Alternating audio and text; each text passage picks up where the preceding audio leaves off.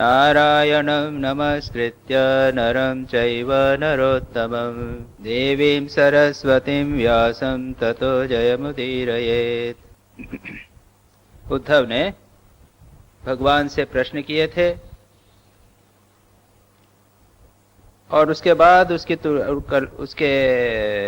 उत्तर में भगवान ने आत्म तत्व का निरूपण किया। हम जिस बात को पढ़ रहे हैं वह है आत्म तत्व का निरूपण। 10वें श्लोक में उद्धव ने यह प्रश्न किया था कि यह जो संसार संसरण हो रहा है यह किसका हो रहा है? जन्म मरण जो हो रहा है वो किसका हो रहा है?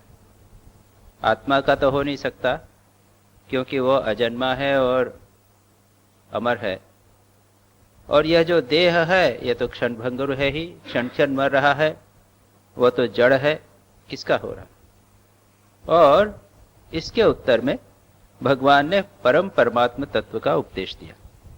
उन्होंने यह कहा कि आत्मा अजर अमर है और यह जो अहंकार है इसी के कारण यह जो बॉडी माइंड कॉम्प्लेक्स के साथ हमारा अध्यास हो जाता है उसको हम सत्य मानने लग जाते हैं। उसी के कारण हमें लगता है कि यह जन्म मरण हो रहा है। और उसको भगवान ने विस्तार से बताया, स्वप्न के साथ उसकी तुलना की कि जिस प्रकार स्वप्न में हमें सत्य प्रतीत होता है लेकिन जब हम जाग जाते हैं तो कुछ नहीं। उसी प्रकार यह जो अहंकार, शोक, हर्ष, भय, क्रोध, लोभ, मोह, स्पृहा आदि है यह अहंकार के होते हैं, आत्मा के नहीं। जन्म मृत्यु इत्यादि अहंकार के होते हैं और कुछ नहीं। इसके बाद में उन्होंने कहा कि ज्ञान के द्वारा यह जो अज्ञान है उसको हमें नाश कर देना चाहिए। यह 17वें श्लोक में गया, हम इसका विस्तार से देख रह चुके थे। उन्होंने ये कहा कि जिस वस्तु का प्रारंभ में अस्तित्व नहीं है और अंत में अस्तित्व नहीं है उसी प्रकार मध्य में भी वह नहीं है, और उसका दृष्टांत उन्होंने स्वप्न के द्वारा दिया है। और हमने 26वें श्लोक में भी इस बात को भगवान विस्तार से करते हुए कहते हैं कि जिस प्रकार आकाश किसी भी तरह से अन्य किसी वस्तु से वह छू नहीं जा सकता, उसमें धुआं, अग्नि इत्यादि कुछ होती रहे, उसी प्रकार से परमात्मा तत्व भी किसी के द्वारा संस्पर्श नहीं होता। इतना सब बताने के बाद में भी और एक और इंपॉर्टेंट बात 25वें श्लोक में भगवान ने कही थी कि जो तत्वज्ञानी है उसके लिए उसका मन चंचल होवे या समाहित होवे उस पे किसी प्रकार का क्या फर्क पड़ता है। जिस प्रकार से सूर्य प्रकाशित होवे और अगर वह मेघों से आच्छन्न प्रतीत होवे या पूर्ण रूप से स्पष्ट दिखाई देवे, सूर्य को कोई फर्क नहीं पड़ता। उसी प्रकार से जो अपने चैतन्य तत्व को जान गया है उसका मन चंचल होवे या समाधिस्थ होवे कुछ फर्क नहीं पड़ता। इतना कहते हुए भी भगवान कहते हैं, 27वें श्लोक से आगे हमने पिछली बार पाठ किया था, 2 सप्ताह का गैप हो गया, 2 सप्ताह नहीं 3 सप्ताह का गैप हो गया है। 16 तारीख को हम मिले थे, उसके बाद में भी 3 सप्ताह का गैप है, इसलिए मैंने थोड़ा सा रिवाइज किया। तो भगवान कहते हैं कि तथापि संगः परिवर्जनीय, फिर भी यह जो विषय संग है उससे हमें दूर रहना चाहिए।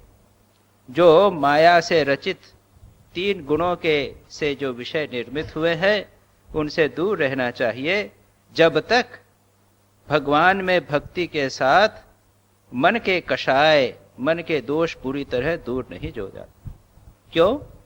भगवान दृष्टांत देते हुए कहते हैं कि जैसे बीमारी, उसका ट्रीटमेंट आप ठीक से नहीं करें, क्वैक से करवा ले में, कोई एक व्यक्ति जो ठीक से डॉक्टरी जानता नहीं है उससे अगर आप करवाएंगे तो परिणाम क्या होगा? पूरी तरह ट्रीटमेंट नहीं होगा तो वह बार बार पुनः उदित होगी। उसी प्रकार से कुयोगियों में मन के कषाय इत्यादि जो कर्म है बार बार वो कष्ट देते हैं। लेकिन जो व्यक्ति योगी है, अगर वो योग भ्रष्ट हो जावे तो पुनः जब जन्म लेते हैं तो पुनः अभ्यास के बल से, जैसा भगवान कहते हैं कि अगर अर्जुन ने प्रश्न किया कि अगर योग भ्रष्ट हो जाए तो उसकी क्या स्थिति होती है, तो भगवान उसको बताते हैं कि पुनः पूर्वाभ्यासे न, पूर्व के अभ्यास के द्वारा पुनः योग करना वो प्रारंभ कर देता है। यह बात भी भगवान करते हैं।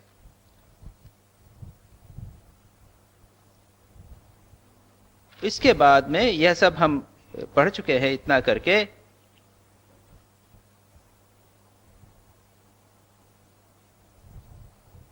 उसके बाद में भगवान यह कहते हैं 36वें 34वें श्लोक में, जिस उन्होंने कहा कि जिस प्रकार सूर्य उदय होने पर अज्ञान पूरी तरह से नाश हो जाता है, नई चीज का किसी प्रकार निर्माण नहीं होता, उसी प्रकार से भगवान का ज्ञान, जो ज्ञान है वह भगवान का, मानव का जो अज्ञान है उसको दूर कर देता है, नई चीज कोई उत्पन्न नहीं होती। ये एक बहुत महत्वपूर्ण सिद्धांत है वेदांत का कि जब ज्ञान होता है तो कुछ नई चीज उत्पन्न नहीं होती। हमारा जो स्वस्वरूप है, स्वप्रकाश जो हमारा स्वरूप है, जिसकी चर्चा अभी पुनः करेंगे भगवान, वह प्रकाश जैसा है वैसा के वैसा बना रहता है। उसके ऊपर जो अज्ञान है वह नाश होता है, बस। और 35वें श्लोक में बहुत विस्तार से उस स्वरूप को बताया गया है। कौन सा स्वरूप हमारा स्वाभाविक रूप से प्रकट होता है। कहते हैं एषः स्वयं ज्योतिः अजः अप्रमेयो महानुभूति सकलानुभूति एकः अद्वितीयः वचसां विरान में येन ईशिता वाग असवः चरन्ति। इस श्लोक में जिस आत्म तत्व या परमात्म तत्व की चर्चा की जा रही है, उसका स्वरूप संक्षेप में बड़ी अच्छे तरह बहुत सारे विशेषणों के द्वारा बताया गया है। वह क्या है? एषः स्वयं ज्योति ही, स्वयं ज्योति यानी वह स्वयं प्रकाश है। उसको किसी दूसरी चीज को प्रकाश करने की आवश्यकता नहीं है, उसको जानने की आवश्यकता नहीं है, वो तो हमेशा जाना हुआ ही। ये वेदांत का एक बहुत महत्वपूर्ण सिद्धांत। जो द्वैतवादी सिद्धांत है उसमें कहते हैं भगवान का दर्शन होना चाहिए। श्री रामकृष्ण कहते हैं ईश्वर दर्शन जीवन का उद्देश्य है। और स्वामी विवेकानंद कहते हैं each soul is potentially divine, goal is to manifest it, that's all. आत्मा अव्यक्त ब्रह्म है, वह दिव्य है, वह ज्योतिर्मय है, स्वयं प्रकाश है। उसको केवल अभिव्यक्त करना है, मैनिफेस्ट करना है, प्रकट करना है। उसके ऊपर का जो अज्ञान है उसको दूर करके, बस, और कुछ नहीं करना। तो इसको यहां पर कहा गया स्वयं ज्योति ही। वह क्या है? स्वयं प्रकाश, नित्य अप्रोक्ष। ही इज नॉन, जैसे मैं, हम अपने आप को तो डिनाई नहीं कर सकते। हम अपने आप तो स्वयं सिद्ध हैं, इसके अतिरिक्त कुछ है क्या? उसके कुछ ये करने की आवश्यकता है कि मैं हूं, सिद्ध करना पड़ेगा क्या? वही आत्मा है। बस उस आत्मा को हमने शरीर और मन के साथ एकत्व करके समझ लिया कि यह आत्मा है, मैं यह शरीर हूं या मन हूं, यही समस्या। उस अज्ञान को जोड़ कर दिया। यही सारे इस चैप्टर के अंदर वह बात बार बार कही गई। ये चैप्टर के एंड के लास्ट, जो पूरा अध्याय है उसके लास्ट बट वन चैप्टर है, इसमें ये चरम उत्कर्ष, हाईएस्ट फिलॉसफी की बात, वेदांत के, अद्वैत वेदांत की बात यहां पर कर रहे हैं। एष स्वयं ज्योति ही अजह, वह जन्म रहित है और स्वयं ज्योति है। अज्ञान आदि उसमें कुछ लगता नहीं है, वो तो स्वयं प्रकाश है। सूर्य के ऊपर जो बादल है उससे सूर्य पे कोई फर्क नहीं पड़ता, ये बार बार कह रहे। और वो कैसा है? जन्म रहित है। अजह अप्रमेय, यानी वह जाना नहीं जा सकता। अप्रमेय यानी किसी प्रमाण के द्वारा जाना नहीं जाता। इज नॉट एन ऑब्जेक्ट, कोई वस्तु नहीं है कि मैं जानूं, वो तो सब्जेक्ट है। वह स्वयं जानने वाला है सबको। फिर कहते हैं महानुभूति ही, सबकी और सब प्रकार की अनुभूतियां आत्मस्वरूप ही हैं। मुझे जो अनुभूति होती है उसमें कहता हूं मुझे यह ज्ञान हुआ, मैंने आपको देखा, यह बात सुनी, ये किताब में पढ़कर मुझे ज्ञान प्राप्त हुआ, तो यह जब मैं कहता हूं तो उसके पहले मैं तो विद्यमान हूं ना, मैं को डिनाई करके तो हो नहीं सकता। और रमण महर्षि इस चीज को बड़ी अच्छी तरह कहते हैं। जब उनसे कोई पूछता कि हमारे दुख का नाश कैसे होवे, तो रमण महर्षि पूछते हैं कि ये कौन है जो पूछ रहा है कि हमारे दुख का नाश कैसे हो, मैं बड़े कष्ट में हूं, ये कौन मैं हूं जो तुम बात कर रहे हो। रमण महर्षि उसी पॉइंट के ऊपर आगे कहते हैं उसको सोचो, उसका एक्सपीरियंस, उसका अनुसंधान करो, जानने का प्रयत्न करो कि यह कौन। और जब हम यह कहते हैं तो देखते हैं कि तो वो स्वयं प्रकाश है, उसका और दुख से कोई संबंध नहीं है। तो यहां पर भगवान यही कह रहे हैं, महानुभूति, समस्त अनुभूतियां जो होती है उसका आधार भी वही है। फिर कहते हैं सकलानुभूति, जब मन और वाणी, अच्छा उसके बाद में वही उसी बात, सब प्रकार की अनुभूतियां, महानुभूति सकल अनुभूति, समस्त अनुभूतियों का आधार वही है। एक अद्वितीय है, वह एक है, दूसरा कुछ नहीं। और जहां पर ये एक और अद्वितीय दो शब्द आते हैं तब समझना कि एक का शब्द अर्थ ही ये अद्वितीय है, दो नहीं, मतलब एक। लेकिन शास्त्र में खासकर छांदोग्य उपनिषद में कहा गया है, एक प्रसिद्ध श्लोक है, मंत्र है जो आप लोगों ने सुना होगा, एकमेवा द्वितीयम नेह नानास्ति किंचन, एकम एव अद्वितीयम न इह, यहां इस संसार में नाना भेद जैसी कोई चीज नहीं है। उपनिषद कहते हैं कि परमात्मा एक ही है और कुछ नहीं है। अब उसकी व्याख्या करते हुए कहते हैं एक एव अद्वितीय। ये जब तीन चीजें, तीन शब्दों का उपयोग किया जाता है तो उसका अर्थ है एक, यानी तीन प्रकार के जो भेद है उससे भिन्न है। और तीन भेद कौन से हैं? सजातीय, विजातीय और स्वगत भेद। संभवतः मैंने ये बात कही, आप लोगों ने, जो लोग रेगुलरली अटेंड करते हैं वो जानते हैं। ये तीन प्रकार के भेद कौन से हैं? सजातीय भेद, यानी हम सब पुरुष हैं, हम मानव हैं सब, लेकिन मुझ में और आप में भेद है। मानव एक जाति है लेकिन उनमें भेद है। बहुत सारी गायें हैं लेकिन एक गाय और दूसरी गाय का रंग का भेद है भिन्न प्रकार से, यह हुआ सजातीय भेद। दूसरा है विजातीय भेद, हम में और कुत्ते, गाय, बिल्ली इत्यादि में भेद है, यह सजातीय। और तीसरा है स्वगत भेद, मेरे शरीर के अंग है, मेरी उंगली है, सिर है, पैर है, हमारे भीतर ही भेद है। जो परमात्मा है, आत्मा है, वह है इन तीनों भेद से परे। इस तीनों भेद को हटाने के लिए श्रुति यानी वेद तीन शब्दों का उपयोग करते हैं, एक, एव एक ही, अद्वितीय। इन तीन के द्वारा तीन भेद निकाले गए। यहां पर कहा एको अद्वितीय वचसाम विरामे, वाणी के और मन का जब विराम हो जाएगा, मन जब शांत हो जाएगा, वाणी बोलना छोड़ देगी, तब क्या होगा? आत्मा एक ही, सजातीय विजातीय स्वगत भेद से शून्य एक आत्मा अद्वितीय ही रह जाएगी।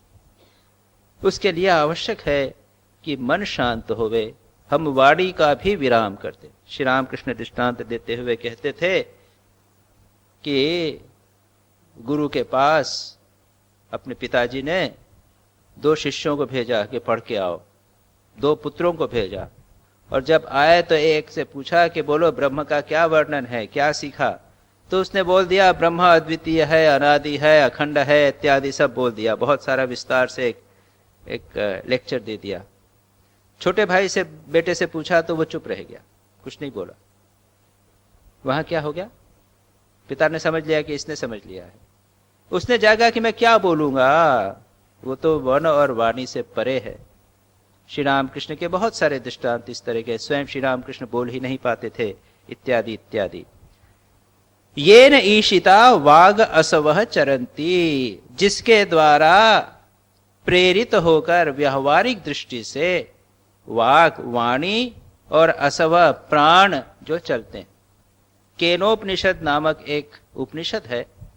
आप लोग उपनिषद तो जानते हैं तो वेदों के अंग है उपनिषद। 10 उपनिषद मुख्य उपनिषद हैं। एक बार गिना दूं कम से कम, नहीं तो कहेंगे कि ब्रह्मेशानंद की क्लास अटेंड करते हैं, इनको उपनिषदों के नाम ही नहीं मालूम। कुछ याद कर लीजिए। ईशावास्य उपनिषद, कठोपनिषद, केन उपनिषद और मुंडक उपनिषद, ये 4 पहले आ जाते हैं। ऐसे ऐसे याद करिए, ईश, कठ, केन, मुंडक। ये सबसे कॉमन है। ईशावास्य उपनिषद की तो मैंने एक शॉर्ट क्लास भी ली है। कठोपनिषद अपने धनेश महाराज ने लिया था, उसके बाद मैंने उसको कंप्लीट किया। और पीताम्बरानंद जी तो बहुत सारे उपनिषद पढ़ा चुके हैं। ईश, कठ, केन, मुंडक, ये 4 हो गए। दूसरे 4 में ले लीजिए मांडुक्य, ऐतरेय, तैत्तरेय और प्रश्नोपनिषद। मांडुक्य उपनिषद सबसे छोटा, जिसमें ओंकार का वर्णन। मांडुक्य उपनिषद, ऐतरेय उपनिषद, तैत्तरीय उपनिषद और प्रश्नोपनिषद, ये 4 हो गए। अब बचे 2 और जो बड़े उपनिषद हैं, छांदोग्य और बृहदारण्यक। ये सबसे बड़े, खूब बड़े, छांदोग्य और बृहदारण्यक। और 11वां उपनिषद एक और ले लीजिए, श्वेताश्वतर उपनिषद। ये 11 उपनिषद, एकादश उपनिषद, गीता प्रेस गोरखपुर ने एकादश उपनिषद इत्यादि को अपनी किताब छापते हैं, उसमें सिर्फ उपनिषद दिए होते हैं, उनका मीनिंग दिया होता है। तो ईशादि 9 उपनिषद, वो लोग ईशादि 9 उपनिषद छापते हैं, क्योंकि ये जो बृहदारण्यक और छांदोग्य बहुत बड़े उपनिषद है, वो एक छोटी सी किताब में नहीं आ सकते। तो ये 11 उपनिषद सबसे महत्वपूर्ण है। शंकराचार्य ने इनके ऊपर भाष्य लिखे हैं, और जितने भी दूसरे आचार्य हुए हैं उन्होंने इस पे भाष्य। वैसे 108 उपनिषद है, बहुत सारे उपनिषद हैं, कोई पुराने जमाने के हैं, कोई नए जमाने के हैं, उनकी शैली में भी परिवर्तन हो जाता है, इत्यादि इत्यादि। तो केनोपनिषद का प्रारंभ होता है केनेशितम प्रेषितम पतति मनः, केनः प्राणः प्रैति युक्तः, केनेशितां वाचमिमां वदन्ति चक्षुश्रोत्रम कौ देवो युनक्ति। केन, किसके द्वारा। ये संस्कृत में क शब्द की तृतीया विभक्ति, इंस्ट्रूमेंटल, किसके द्वारा प्रेरित होकर। केनेशिताम पतति प्रेषितम मनः, मन जो है अपने विषयों में क्यों गिरता है, किसके द्वारा प्रेरित होकर मन अपने विषयों में जाता है। किसके द्वारा वाचा, वाणी बोलती है, किसके द्वारा प्राण चलते हैं। चक्षु और श्रोत्र, ये जो है चक्षु श्रोत्रम क उदो, किस देवता के द्वारा नियुक्त होकर अपने काम करते हैं। बड़ा अच्छा क्वेश्चन। हम जानना चाहते हैं कि प्रॉन्टेप बाहुम कौन है जो इन सबको चला रहा है। हमारी इंद्रियों को, मन को, प्राण को कौन चला रहा है। एनाटॉमिकली बोलेंगे कि यहाँ पे वो ब्रेन है, वो चला रहा है, यहाँ पे ऑर्गन्स है, पॉइंट्स हैं, वो सब चला रहा है। हमारे उपनिषद वो नहीं मानते, वो कहते हैं उसके पीछे उनको कौन चला रहा है।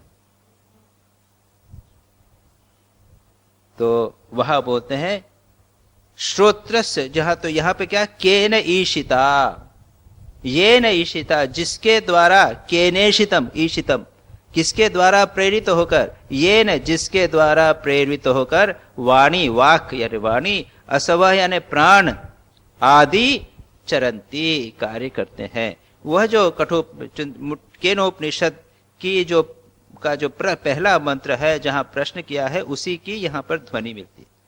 जिसके द्वारा, किसके द्वारा, वही स्वयं ज्योति, अजह, महानुभूति, एक अद्वितीय है, वही व्यवहार काल में, ये तो अद्वितीय है, दूसरी चीज नहीं है, व्यवहार काल में वाणी को, प्राण को, मन इत्यादि सबको चला रहा है।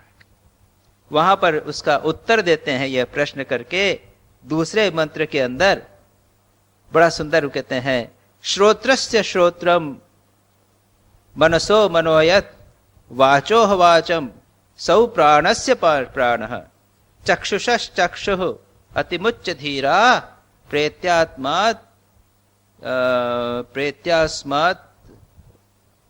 गच्छन्ति। याद नहीं आ रहा, अचानक बहुत दिनों से होगा।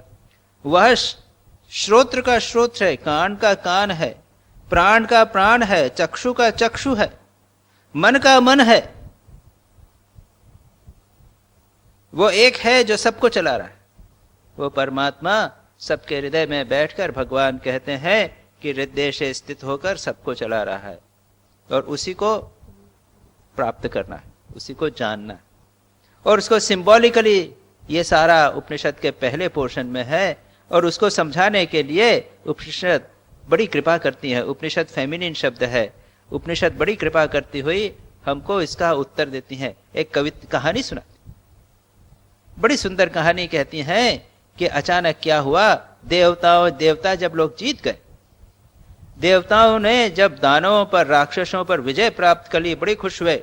इंद्र, अग्नि, वरुण, वायु, ये सारे देवता बड़े खुश हुए कि हम जीत गए हैं। तब अचानक आकाश में एक यक्ष प्रकट हो गया, एक बहुत बड़ा देवता जैसा प्रकट हो गया। इन लोगों का आश्चर्य हुआ कि ये कौन, हम में से तो कोई नहीं है, और राक्षसों को तो अभी हमने हराया, उनमें से कोई नहीं है, ये कौन है? तो इंद्र ने कहा अग्नि को, तुम जाओ और देख के आओ। अग्नि बहुत खुश हुए कि मुझे चांस मिला है। वो तो सोच रहे थे, जब बोला कौन जाएगा,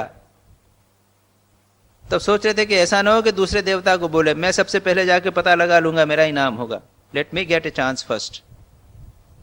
इंद्र गए वहां पे, देवता गए, वहां गए, और जाके जब पता लगाने की बात हुई तो उनको जाके पूछना चाहिए था कि आप कौन हैं। उसके पहले यक्ष ने पूछा कि आप कौन है। तो इन अग्नि को अच्छा नहीं लगा कि मुझे ये नहीं जानते, अरे मुझे तो सब जानते हैं। कहा मैं अग्नि जात वेदा हूं, मैं अग्नि जात वेदा हूं। जात वेदा मैं सब जानने वाला, जात वेद, वेद जाने वाला। अच्छा, उन्होंने सोचा था कि अग्नि को कौन नहीं जानता, सब जानते हैं, लेकिन ये यक्ष बोलते हैं कि आप कौन है। फिर उनका अच्छा, आपकी विशेषता क्या है? ये तो नाम हुआ, बायोडाटा बताइए। तो कहते हैं कि नहीं जानते, संसार में जितनी चीजें हो सबको मैं जला सकता हूं। तो अच्छा, तो एक तिनका दे दिया, एक उसका जलाइए। अग्नि ने कहा इसको जला रहा, फर्स्ट से जो डाला कुछ नहीं हुआ, और कोशिश किया, उसमें बहुत खींचतान, पूरी शक्ति अग्नि ने लगा दी, उसको जला नहीं सके। उदास होके वापस लौटा। अब क्या जाओ के जवाब देंगे,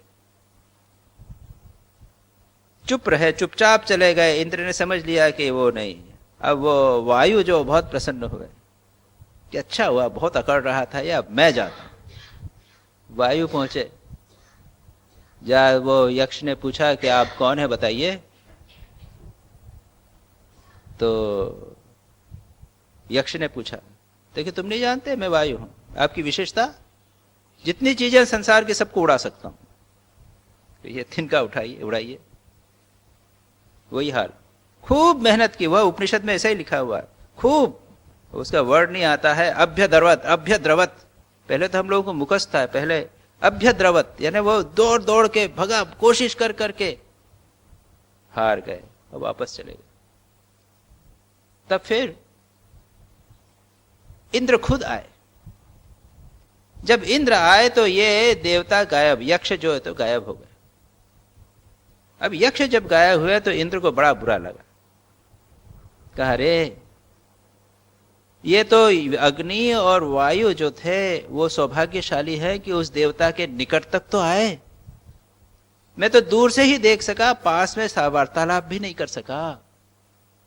बड़ा उदास लग रहे थे। इतने में एक वहां पे देवी प्रकट हुई, जिसको उपनिषद में कहा हुआ है उमा हेमवती, हिमालय की कन्या उमा, जिनको हम पार्वती कहते हैं, लेकिन उपनिषद में वहां पर उसको ब्रह्म विद्या कहा गया। इंद्र ने कहा साक्षात्कार ब्रह्म विद्या के द्वारा हुआ, और इंद्र ने पूछा उनसे कि मां बताइए कि वह कौन थे यक्ष। तो यक्ष कहते हैं वही परमात्मा थे जिनकी शक्ति से तुम लोगों ने यह सब जीता है जो तुमको चला रहे हैं। ये इंद्र क्या है, ये वायु क्या है, ये प्राण का देवता है। नेत्र क्या, अग्नि क्या है, यह नेत्र का देवता है। इंद्र क्या है, अपने हमारे हाथों के देवता। ये देवता ही तो है जो चला रहे हैं। उसी के बारे में प्रश्न किया था, केनेशितम पतिति प्रेषितम मनः केन प्राण प्रेति युक्तः केनेशिताम वाचमिमाम वदन्ति चक्षुश्रोत्रम। ये चक्षुश्रोत्र इत्यादि किसके द्वारा चलाते हैं? इनके पीछे एक देवता है, चक्षु का देवता है अग्नि, वाणी का देवता है याद नहीं आ रहा, वाणी का देवता, सबके देवता। उन देवताओं को कौन चला रहे हैं? यह सांकेतिक रूप से उस कथा के द्वारा कहा। तो यहां पर यही बात यहां पर कही गई। इसके बाद एतावान आत्मसम्मोह यद विकल्पस्तु केवले आत्मात्मृते स्वात्मानम अनवलंबो न यस्य ही। यही अंत में भगवान कहते हैं कि जो मन का भ्रम क्या है, अज्ञान क्या है, नाम के द्वारा, आत्म तत्व में अर्थहीन नामों के द्वारा द्वैत की कल्पना करना, जिसका कोई अस्तित्व नहीं है, यही भ्रम है। जो अधिष्ठान है परमात्मा तत्व आत्मा, वही एकमात्र सत्य है और नहीं। उसके बाद में कहते हैं यह नामाकृति भी ग्राह्यम पंचवर्णम अबाधितम व्यर्थेन अपि अर्थवादोयम द्वयम पंडित मानिनम। यहां पर थोड़ा सा जो मीमांसक लोग हैं उनके ऊपर थोड़ा सा छींटा कसा है और उनको यह कहा गया है, वो क्या करते हैं? पंडित मानिनः, अपने आप को पंडित मानने वाले लोग कहते हैं कि यह पंचवर्णम, पंचवर्णम यानी क्या? पंचभौतिक द्वैत, पंचभौत से, पंचभूत से मिला हुआ जो द्वैत है, विभिन्न नाम और रूपों, नाम आकृति भी ही, नाम और रूपों के द्वारा जो ग्रहण किया जाता है। हम लोग अपने इंद्रियों के माध्यम से नाम और रूप के रूप में बहुत सारी चीजों को क्योंकि ग्रहण करते हैं, एक्सपीरियंस करते हैं, अनुभव करते हैं, इसलिए वो सत्य है, हम मानते हैं। ये जगत जो है सत्य प्रतीत होता है ना, इसको न कहना, नकारना बड़ा कठिन। प्रश्न यह है कि यह क्या सत्य है कि नहीं है? इसको नकारना कि यह सत्य है, किंतु यह क्या है? वाणी का आडंबर, वाचारंभणम व्यर्थ अपि अर्थवादः। क्योंकि वस्तुतः एक ही सत्य है। इसके ऊपर विचार हम कर चुके हैं, कई बार कर चुके हैं कि यह असत्य कैसे हो, सत्य कैसे हो सकता है? ये जगत जो है वो सत्य कैसे हो सकता है? ये तो पूर्ण रूप से सत्य प्रतीत होता है, इसको आप मिथ्या कैसे कह सकते हो? तो उसके ऊपर बहुत विचार कई बार हो चुका है, हम इस बार यहां पर छोड़ देते हैं। उसके अलग अलग लेवल पे बात होती है। वेदांत उसको पारमार्थिक सत्य, प्रातिभासिक सत्य और व्यवहारिक सत्य की नाम देता है। ये जो दिखाई देता है यह व्यवहारिक सत्य है। हमारा लक्ष्य है पारमार्थिक सत्य में प्रतिष्ठित होकर व्यवहार करना, यह जानना कि एकमात्र अद्वैत सत्य ही सत्य है, बाकी सब मिथ्या है। मिथ्या में रहकर कार्य करो। स्वामी यतीश्वरानंद जी कहते थे यह मिथ्या जगत है, इसको बहुत अधिक महत्व न दो। हमारे मन में नाना प्रकार के विचार उठते हैं, अच्छे विचार उठते हैं, बुरे विचार उठते हैं। अरे बाबा, ये मन में होते रहते हैं। बहुत अच्छे विचार उठे कि हम कहें आहा हा, हम तो संत हो गए, हाँ बहुत प्रसन्न हो गए, आज हमारा ध्यान बहुत अच्छा हुआ। और फिर बाद में दूसरे दिन मन में बड़े कुत्सित विचार, बड़े गंदे विचार उठे, कहते हैं अरे राम, मन पूर्ण रूप से स्पष्ट हो गया, वो समय सब समाप्त हो जाएगा। जब तक नहीं तो इस विचार को पकड़े रहिए। तो जो हो, इसके बाद में 38वें श्लोक से आगे अंत तक कुछ उपाय बताए गए हैं। जब हमारा मन चंचल होवे, साधना में अंतराय हो, बाधा उत्पन्न होवे, तब क्या करना चाहिए। ये तो हाई फिलॉसफी हो गई। याद रखिए, इसके बीच में बार बार कहते गए हैं कि फिलॉसफी होते हुए भी जब तक व्यक्ति तत्व में प्रतिष्ठित नहीं हो जाता, भगवान की कृपा से भक्ति, भगवत भक्ति दृढ़ नहीं हो जाती, तब तक सावधान रहना चाहिए, विषयों से दूर रहना चाहिए। अब इसी बात को उसके ऊपर अधिक कहते हैं। योगिनो अपक्व योगस्य युञ्जतः काय उत्थितैः उपसर्गैः विहन्येत तत्रायं विहितो विधिः। क्या कहते हैं कि हम बताते हैं योगिनः, योगी कौन से हैं? अपक्व योगस्य, योग में पक्व नहीं हुए, फुल्ली एस्टैब्लिश नहीं हुए। हम लोगों की सबकी हालत यही है। हम लोग साधना करते हैं इसलिए यहाँ आते हैं, थोड़ा बहुत ध्यान जप करते हैं, मन को एकाग्र करने का प्रयत्न करते हैं। ऐसे हमारे जब योग साधना में हम करते हैं, लेकिन हम पक्के नहीं हैं, पक्के योगी नहीं हैं। अपक्व योग में वो जब योग करते हैं, युञ्जतः साधना करते रहते हैं, तब क्या होता है? काय में, शरीर में क्या होता है? काये रोगादि उपद्रव उत्पन्न उत्थित है उपसर्गई ही। हमारे शरीर में आधि और व्याधि दो प्रकार के उपसर्ग ऑब्स्टेकल्स, प्रॉब्लम्स, डिफिकल्टीज उत्पन्न होती। कौन सी? शरीर में बैठे हैं, शरीर में दर्द हो गया, चक्कर आ गया, सीधे बैठ नहीं सकते, लंबे समय तक बैठने में दिक्कत होती है, हाथ पैर में दर्द होने लग जाता है, पैर सुन्न हो जाता है, कुछ दिनों तक ध्यान अच्छा हुआ, उसके बाद में शरीर काम नहीं दे रहा शरीर। या फिर व्याधि, आधी यानी मन के विसर, डिप्रेशन आ गया, मन चंचल हो गया, बहुत सारी समस्याएं उत्पन्न हो गई, एंग्जाइटी, डिप्रेशन, कोई चीज प्रकार के आधी व्याधि आ गए, आलस्य आ गया, मन एकाग्र नहीं हो पा रहा है, शरीर तो ठीक है। ऐसे जब उपसर्ग उत्पन्न होवे, तब उसके लिए क्या करना चाहिए यह बताते हैं। विहिदो विधि ही, निम्न प्रकार की विधियां, उपाय बताए गए हैं। योग धारणया कांश्चित आसनै धारणान्वितैः तपो मंत्रोषधै कांश्चित उपसर्गान विनिर्दहेत। उपसर्गों को, यह जो विघ्न बाधाएं हैं, उनको कैसे दूर करना? योग धारणा, योग के द्वारा, आसन के द्वारा, धारणान्वित यानी प्राणवायु को धारण करने के द्वारा, प्राण के द्वारा, तप के द्वारा, मंत्र के द्वारा, औषधि दवाई के द्वारा इनको दूर किया जा सकता है। अलग अलग उपाय के द्वारा इनको दूर किया जा सकता है। जैसे क्या कहा है? योग धारणा, कंसंट्रेशन, मन की एकाग्रता का प्रयत्न करो। यहां धारणा शब्द का उपयोग किया गया। यह धारणा क्या होती है? किसी एक स्थान पर मन को लगाना।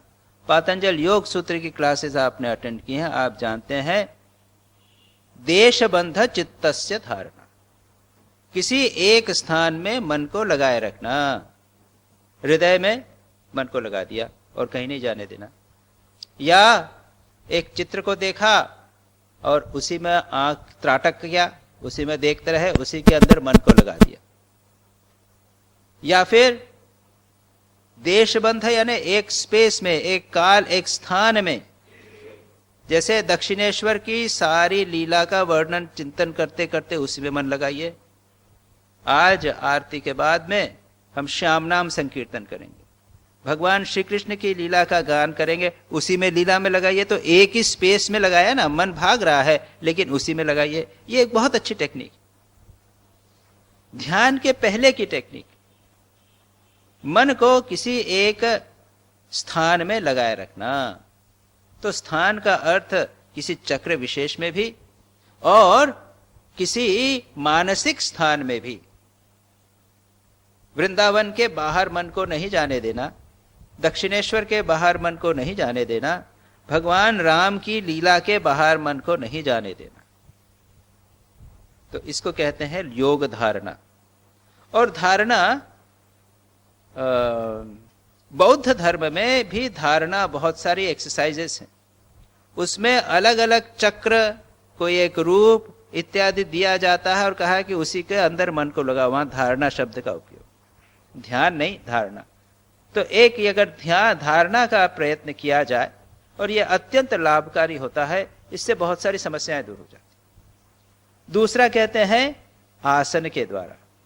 तो ये भी कई बार बताया है मैं भी कई बार इसको मैंने बताया है कि एक आसन पर बिना हिले डुले बैठने का प्रयत्न कीजिए। शरीर का किसी अंग को न हिलाइए। आधे घंटे बैठिए, उसको 35 मिनट कीजिए, उसके बाद 40 मिनट कीजिए, 1 घंटा कीजिए। आप देखेंगे कि शरीर के बहुत सारे रोग धीरे धीरे कम हो जाते हैं। हमारा मन भी कम चंचल होने लग जाता है, धीरे धीरे मन भी स्टेबल हो जाता है। तो ये आसन, उसके बाद में योगासन तो है ही। योगासन से शरीर के योग बहुत सारे दूर हो जाते हैं, कम होते हैं। Is a preventive rather than curative.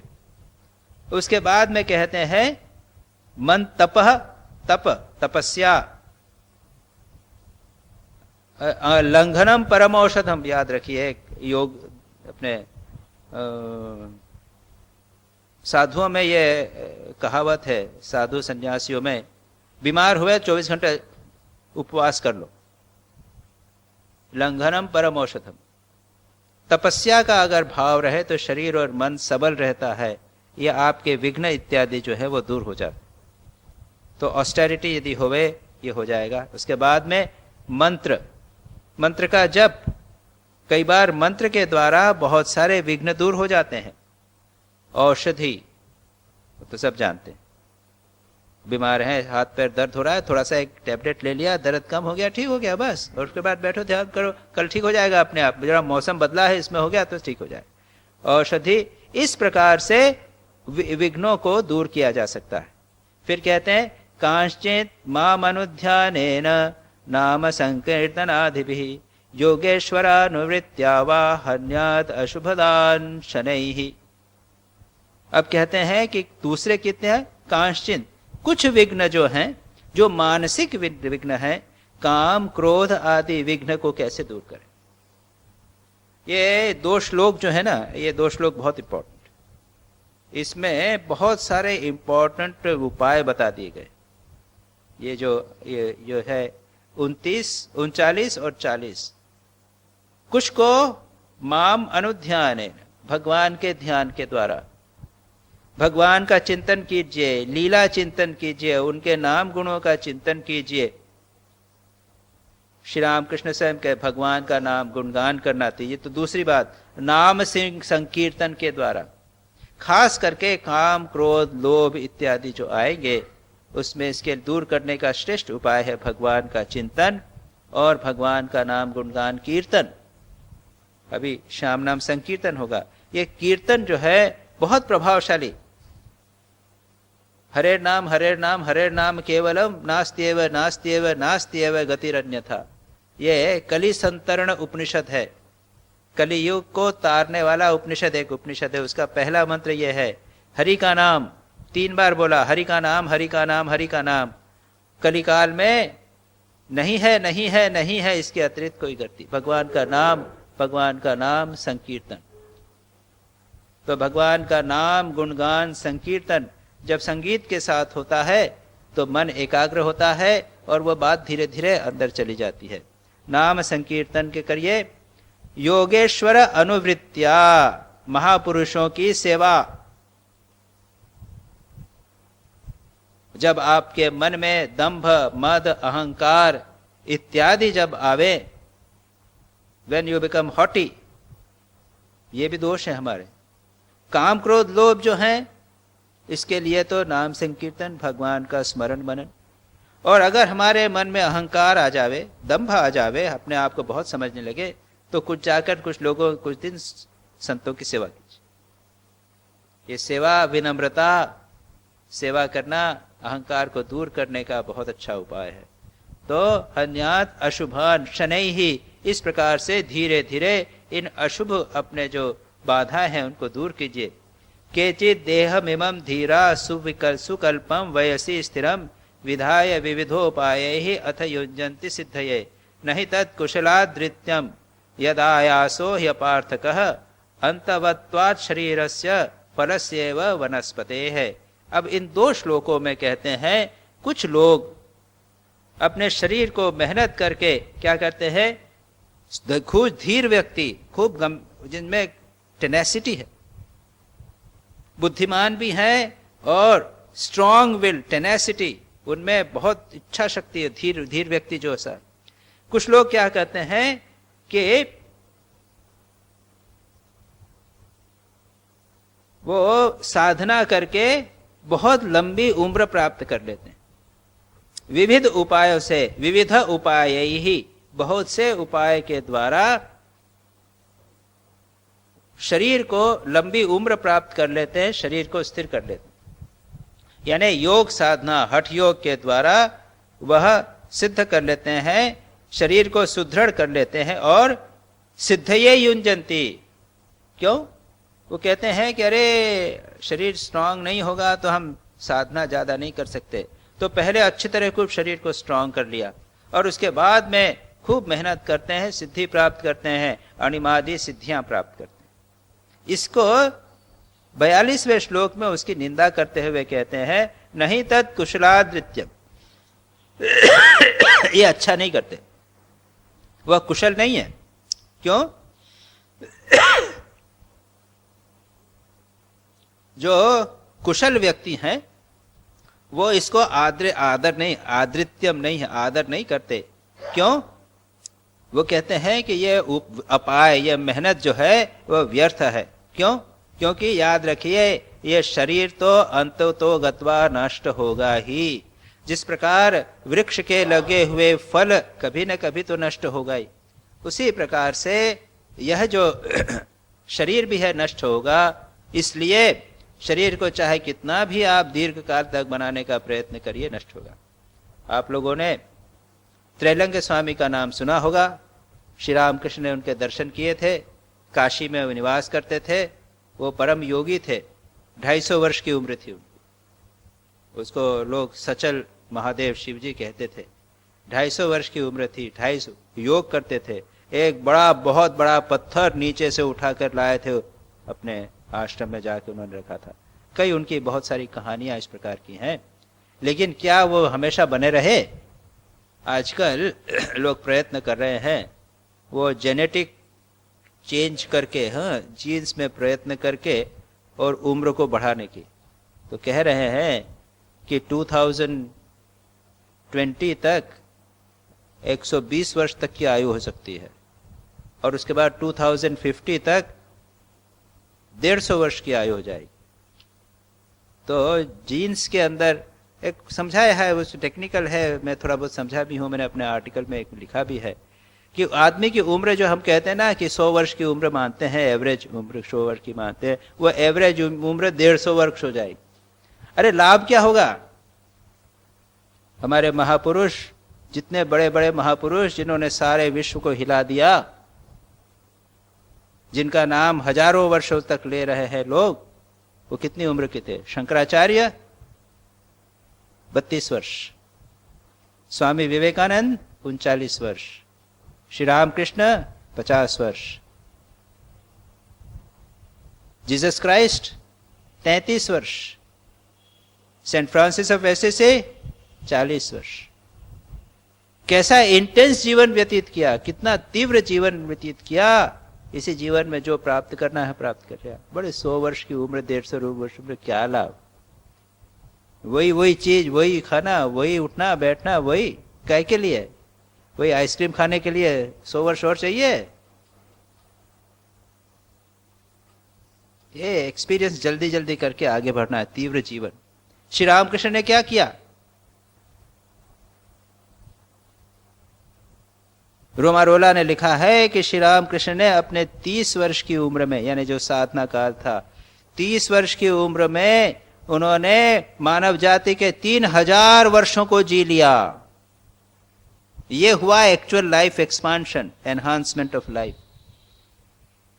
तो यहां पर वही कहते हैं कि व्यर्थ का प्रयास है योग के द्वारा अपने शरीर को वृद्धि करना। योगम निवेशतो नित्यम कायश्चेत कल्पिताम याद तश्रद्धानात् न मतिमान योगम उत्सृज्य मत्परः।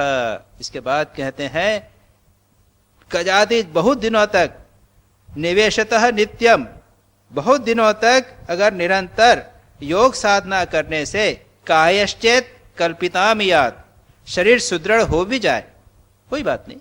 योग अगर रेगुलरली आप आसन करेंगे तो आपकी उम्र ऑटोमेटिकली बढ़ जाएगी। अगर आपके शरीर सुदृढ़ हो जाए तब भी बुद्धिमान पुरुष को योग तत्श्रद्धानात् योगम उत्सृज्य मत्परः, छोड़कर उतनी साधना छोड़कर उतने से ही संतोष नहीं करने चाहिए। उसको क्या है, मत्परः, मुझे प्राप्त करने का प्रयत्न करना चाहिए। उसको योग के द्वारा शरीर को दृढ़ करना यह हमारे जीवन का उद्देश्य नहीं है, भगवान को प्राप्त करना हमारे जीवन का उद्देश्य है।